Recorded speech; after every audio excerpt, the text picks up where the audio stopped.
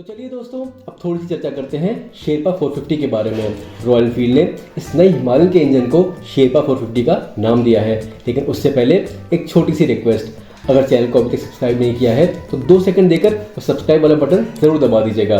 आपके इस छोटे से एफर्ट से हमें काफ़ी ज़्यादा मोटिवेशन मिलता है। दोस्तों, शेरपा 450 एक 451.65 सीसी का लिक्विड कूल्ड इंजन है जो 6 गियर्स के साथ में मेटेड है, और ये रॉयल एनफील्ड की तरफ से पहला लिक्विड कूल्ड इंजन है। इस इंजन में रॉयल एनफील्ड ने सच में कुछ बहुत बड़े बदलाव किए हैं, जिनके बारे में मैं आगे बात करने वाला हूं, लेकिन उससे पहले इसके कुछ नंबर्स के बारे में जान लेते हैं। ये इंजन 40.02 PS की पीक पावर प्रोड्यूस करता है 8000 RPM पर, और 40 न्यूटन का पीक टॉर्क प्रोड्यूस करता है 5500 RPM पर। दोस्तों, आरी क्लेम करता है कि उन्होंने इस इंजन को हर कंडीशन और एनवायरनमेंट में टेस्ट किया है। उनकी टीम इसकी पहली कुछ प्रोडक्शन यूनिट्स को लगातार 5446 किलोमीटर राइड करके चेन्नई में रॉयल एनफील्ड के प्लांट से वर्ल्ड की highest motorable road Umlingla pass तक लेकर गए। मतलब literally 20 feet from sea level to 19,000 feet from sea level. और दोस्तों, ये बताने की तो ज़रूरत नहीं कि इतनी हाई एल्टीट्यूड पर ऑक्सीजन काफ़ी कम होता है, जहाँ पर काफ़ी मोटरसाइकिल को स्ट्रगल भी करना पड़ता है। लेकिन आरी की टीम ये क्लेम करती है कि ये इंजन हर तरह के टेरेन और एनवायरनमेंट को टैकल करने में सक्षम है। अब जो पुरानी मॉडल का इंजन था, उसका टॉर्क की नेचर लोगों को काफ़ी ज़्यादा पसंद था, और आरी क्लेम करता है कि उन्होंने उस कैरेक्टरिस्टिक को इस मोटरसाइकिल में भी रिटेन करने की पूरी कोशिश करी है। और इस इंजन में भी आपको क्लास लीडिंग लो स्पीड टॉर्क देखने को मिलेगा। इसी के साथ ये इंजन भी पिछले ही इंजन की तरह फॉरगिविंग नेचर का है, और लगभग हर गियर पर आपको इंस्टेंट एक्सीलरेशन देखने को मिल जाएगा। अब इस फॉरगिविंग नेचर को मैं KTM के इंजन के कॉन्टेक्स्ट में समझाना चाहता हूँ।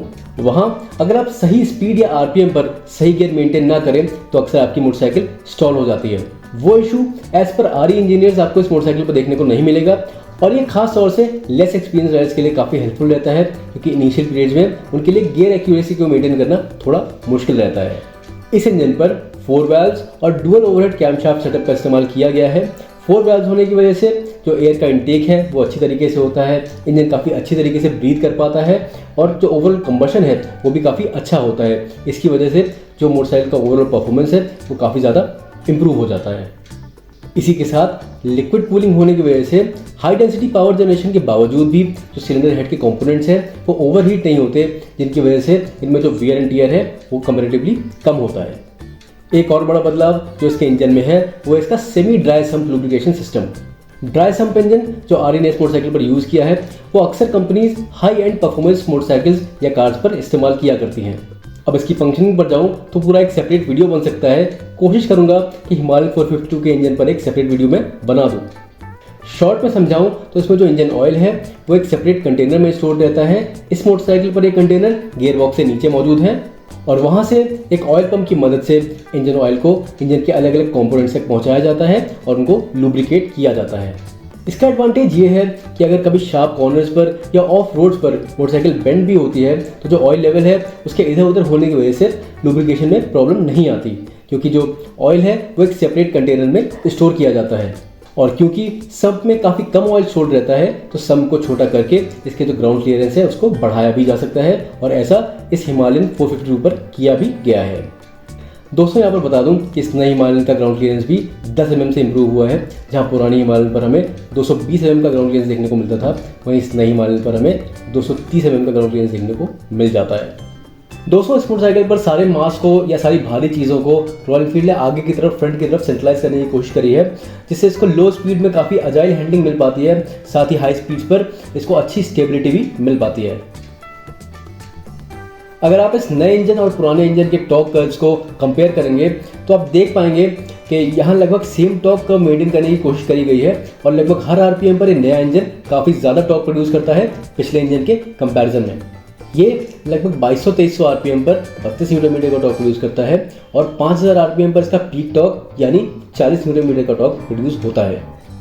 इस इंजन में भी लो एंड और मिड रेंज में ओवर द RPM बैंड आपको अच्छा टॉर्क मिल जाता है। 5000 RPM के बाद ये टॉर्क धीरे धीरे कम होना शुरू होता है, और 8000 RPM पर भी आपको 33-34 न्यूटन मीटर का टॉर्क मिल जाता है। वहीं जहाँ पुरानी हिमालयन में आपको हाई RPM पर बहुत अच्छा टॉर्क नहीं मिलता था, वहीं यहाँ पर हाई RPM से भी ठीक ठाक बढ़िया टॉर्क का मेंटेन करने की कोशिश करी गई है। अब जो 411 सीसी वाला इंजन था वो बिलो 2000 RPM से बहुत अच्छा टॉर्क प्रोड्यूस करता था और बहुत स्लो स्पीड्स पर भी वो गाड़ी बहुत ही ज़्यादा ट्रैक्टेबल फील होती थी। अब बिलो 2000 RPM या बहुत धीमी स्पीड्स पर ये मोटरसाइकिल कैसा टॉर्क प्रोड्यूस करेगी, ये देखने वाली बात होगी और ये कितनी ट्रैक्टेबल फील होती है ये भी हमें चलाकर पता चल पाएगा। दोस्तों, रिफाइनमेंट की बात करें तो इस नए इंजन को आरी ने काफ़ी ज़्यादा रिफाइन करने की कोशिश करी है और जो मैकेनिकल साउंड्स पुरानी हिमालयन को सुनाई देते थे उनको यहाँ पर काफ़ी ज़्यादा कम करने की कोशिश करी गई है। इसी प्रोसेस में इस मोटरसाइकिल पर हाइड्रोलिक कैम चेन टेंशन का यूज़ किया गया है, जिसकी वजह से कैम ड्राइव की जो नॉइज़ है वो काफ़ी हद तक कम हो जाती है। इस मोटरसाइकिल पर आरी ने फोर्ज पिस्टन्स और एल्यूमिनियम बोर का भी इस्तेमाल किया है, जिसकी वजह से इंजन रिफाइनमेंट तो बढ़ता ही है, साथ ही इंजन का जो वेट है वो भी कंसिडरेबली कम हो जाता है। रॉयल एनफील्ड यहाँ पर क्लेम करता है कि 452 सीसी वाला इंजन रेडिएटर, होजेज और सारे लिक्विड कूलिंग कंपोनेंट्स को मिलाकर भी 411 सीसी वाले इंजन से लगभग 10 किलो के आसपास हल्का है। इस नई हिमालयन का कर वेट 90% फ्यूल और ऑयल के साथ 196 kgs है, जो प्रीवियस जनरेशन हिमालयन से 3 किलो कम है। मैं ये कहना चाहता हूँ कि रॉयल एनफील्ड की तरफ से यहाँ पर काफ़ी बढ़िया वेट मैनेजमेंट किया गया है इस मोटरसाइकिल पर। आप इसके वेट मैनेजमेंट के बारे में क्या सोचते हैं, कमेंट्स में हमें ज़रूर बताइएगा। दोस्तों, 411 के कंपैरिजन में इस मोटरसाइकिल की पेलोड कैपेसिटी भी काफ़ी ज़्यादा है। जहां हिमालयन 411 174 kgs का मैक्सिमम वेट लेकर चल सकती थी, वहीं ये नई हिमालयन स्टैंडर्ड इक्विपमेंट के साथ में 198 kgs का भार खींच सकती है। यहाँ पर याद दिला दूँ कि पैनियर्स और टॉप बॉक्स स्टैंडर्ड इक्विपमेंट का हिस्सा नहीं है। इस नई मोटरसाइकिल पर राइड बाय वायर थ्रॉटल और स्लिप एंड असिस्ट क्लच जैसी चीज़ें भी आपको मिल जाती हैं, जिसकी वजह से ऐसा लगता है कि रॉयल एनफील्ड ने यहाँ पर सारे ज़रूरी फीचर्स को ऐड कर दिया है।